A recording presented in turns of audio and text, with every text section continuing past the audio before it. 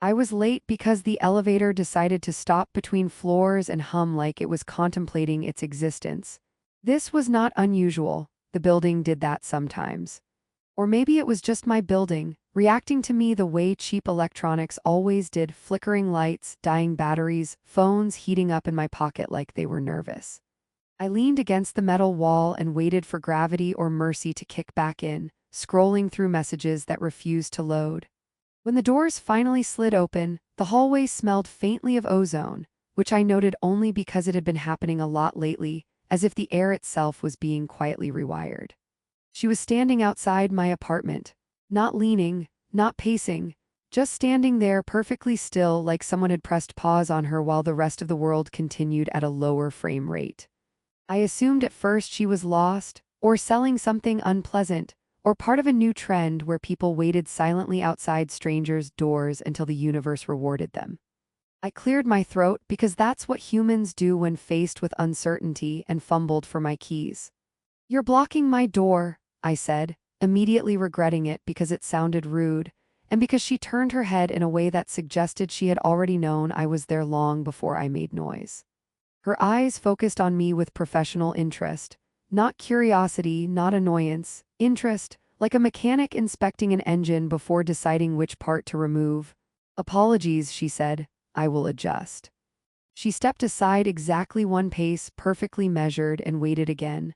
I noticed then that something about her was off, not in a supernatural way, more like the feeling you get when someone wears a suit that almost fits but not quite. Everything was close enough to normal to pass at a distance, but the closer you got, the more your brain started filing quiet complaints. "Do you need something?" I asked, unlocking the door. "Yes," she said.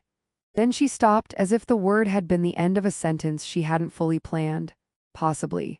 That was new. I opened the door, half expecting her to pull out a clipboard or a weapon or a pamphlet about interstellar salvation.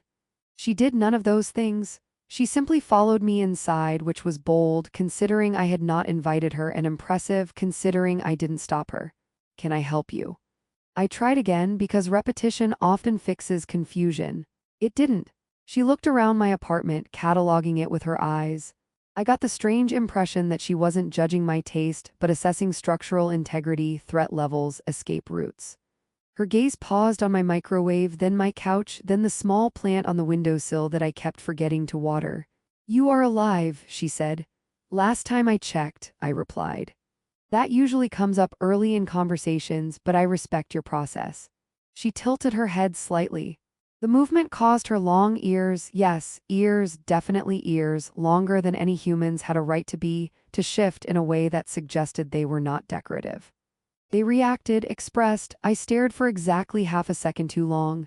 "My ears are not a malfunction," she said. "I didn't say they were." "You thought it. That's not illegal yet," I said. "At least not on this planet." She considered that. Actually considered it. "Your legal frameworks are flexible." "Thank you," I said. "We're very proud." She finally turned fully toward me. Up close, the almost human effect intensified. The way she stood was too balanced, like gravity itself had signed a contract with her. Her breathing was steady, economical. When she blinked, it was deliberate. "My designation is irrelevant," she said.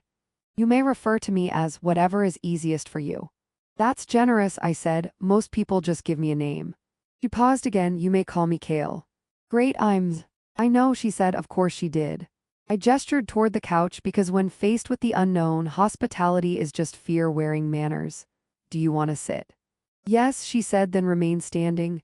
"That was optional," I clarified. "I am optimizing," she replied. "This environment is unfamiliar." "It's a couch," I said. "It doesn't bite." She sat carefully like the couch might bite. Silence settled between us, thick but not uncomfortable. Or maybe it was uncomfortable and I had simply grown used to that feeling in my life. I watched her watch the room, her ears making small, unconscious adjustments, angling toward sounds I couldn't hear. Somewhere outside, a siren wailed and then cut off abruptly like someone had flipped a switch mid-emergency. "You're not from around here," I said, because I am a master of observation. "No," she agreed. "Is this about the power outages?" I asked, because I already complained to the building manager and he said it was scheduled instability, which I'm pretty sure is not a real thing. Her lips twitched. It might have been a smile. It might have been a muscle spasm. I would later learn there was a difference. I am here because of you, she said. That was less comforting. I didn't order anything, I said. If this is a delivery, you've got the wrong guy. Her gaze sharpened. You underestimate your significance. That's my entire brand. She reached into the inner lining of her clothing, and every part of my body prepared to run, fight, or faint. Instead, she withdrew a small, translucent object that pulsed softly, like a captured heartbeat. This device confirms your identity, she said. There is no error. I get that a lot, I said weakly. She stood. The air felt heavier when she moved, like the room was paying attention. I have been observing you for 3 of your planetary cycles. You could have said hi. I considered it, she said. The probability of emotional interference was high. That sounds flattering, I said, in a terrifying way. Her eyes met mine and something flickered there, conflict, maybe, or static. You were not meant to be aware of me yet. Story of my life, I said. She took a step closer. My phone buzzed in my pocket, then died. The lights dimmed. Somewhere something hummed in a frequency that made my teeth ache. I was sent to find you, she said quietly, and to prepare. For what? She hesitated just a fraction of a second, but I saw it. For your end. I laughed. It burst out of me, sharp and inappropriate, because my brain refused to process the sentence as anything but a joke delivered badly. Wow, I said. You really should work on your timing. Her expression tightened. This is not humorous. I know, I said, wiping my eyes. That's why it's funny. She studied me, ears angling forward. You exhibit anomalous calm.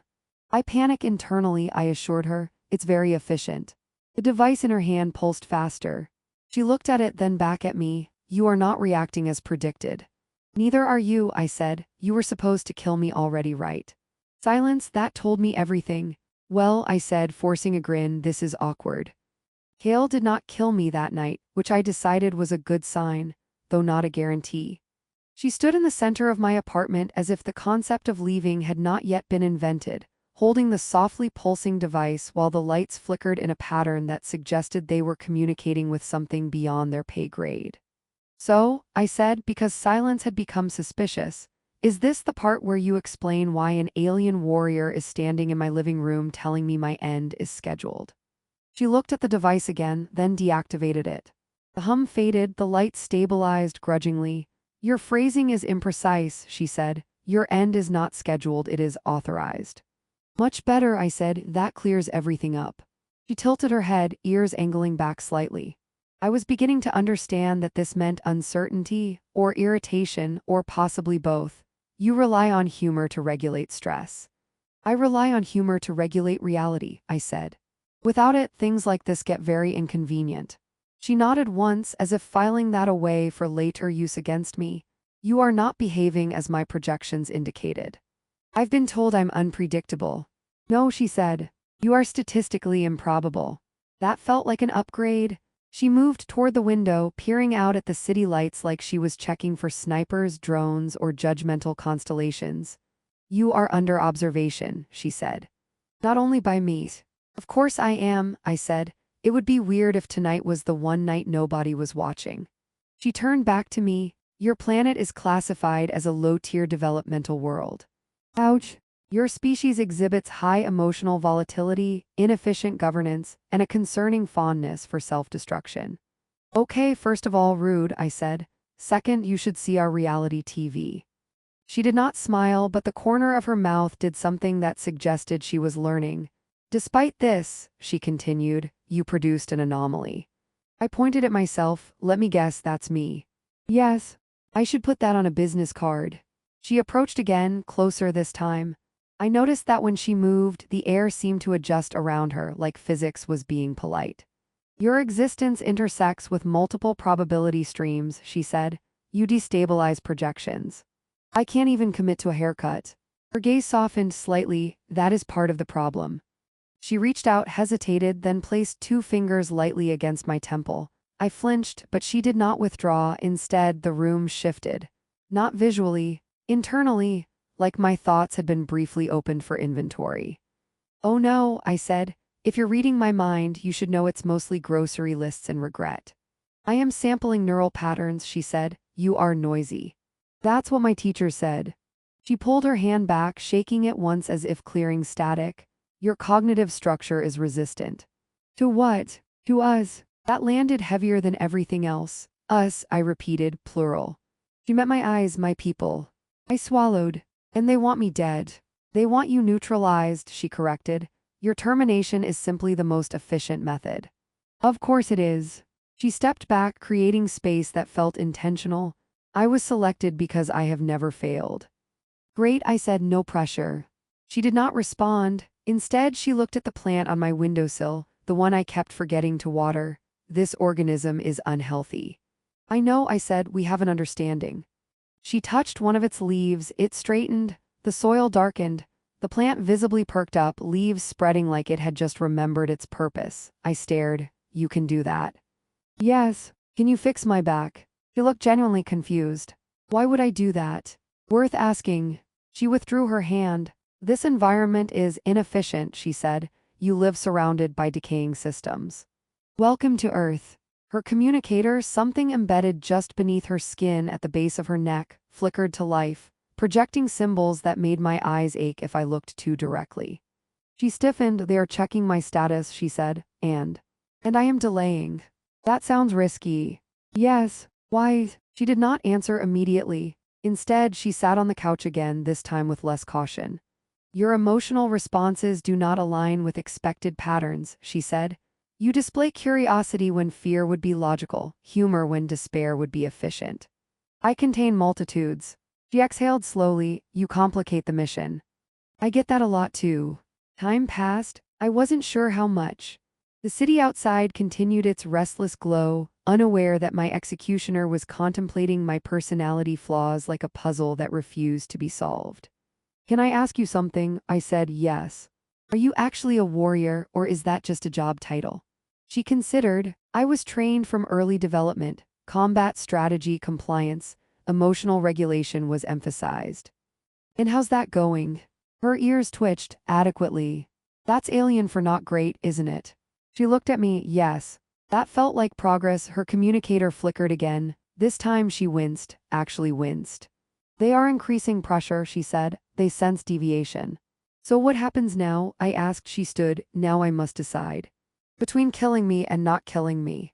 Yes. I nodded. Take your time. She almost laughed, almost.